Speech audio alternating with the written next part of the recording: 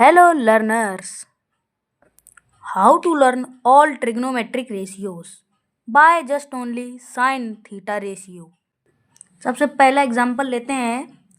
अगर हमें cosec 30 का मान निकालना है तो कैसे निकालेंगे। सबसे पहले cosec का उल्टा क्या होता है। cosec का उल्टा होता है sin। अगर cosec 30 का मान निकालना है तो sin का मान भी 30 ही रखेंगे। अब 1/sin 30 का मान क्या होगा। sin 30 का मान होता है हाफ, यानी कि 1/2।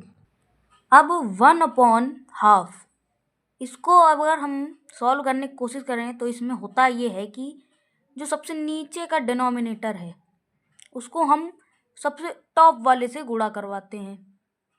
1 × 2/1 कराएंगे तो आंसर 2/1 आएगा। नीचे 1 लिखें या ना लिखें उससे कोई मतलब नहीं। तो cosec 30 का मान हो जाएगा, cosec 30 का मान होगा 2। इसी तरह अब हम लेते हैं एक दूसरा एग्जाम्पल, फिर उसको निकालने की कोशिश करते हैं केवल साइन की हेल्प से। अगला एग्जाम्पल हम लोग लेते हैं sec 30 डिग्री का। देखिए sec का उल्टा होता है 1/cos। अब cos 30 का मान निकालने के लिए अब क्या करेंगे। sin 60 का उल्टा ही होता है cos 30, तो cos 30 का मान भी 1/2 होगा, सॉरी रूट 3/2 होगा।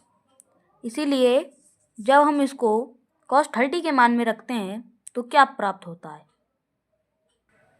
अब हमें प्राप्त हुआ 1/√3/2। अब इसमें भी हम 2 को ऊपर मल्टीप्लाई करेंगे तो हमें क्या प्राप्त होगा। इसको मल्टीप्लाई ऊपर करेंगे तो हमें प्राप्त होगा 2/√3, जो कि हमारा sec 30 का मान होता है। तो यही ट्रिक थी कि कोई भी हार्ड ट्रिग्नोमेट्रिक रेशियो केवल साइन के बदौलत निकाली जा सकती है। अब आपको साइन का याद करने में तो कोई दिक्कत होनी नहीं चाहिए, क्योंकि वो सबसे इजी होता है। सबसे पहला तो सबको याद ही होना चाहिए। बाकी दैट्स इट फॉर टुडे। और मैं आपको एक होमवर्क भी दूंगा जिससे आपकी प्रैक्टिस हो सके।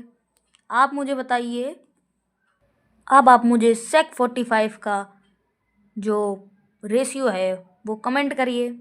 And that's it for today, we will come back. तब तक के लिए बाय बाय।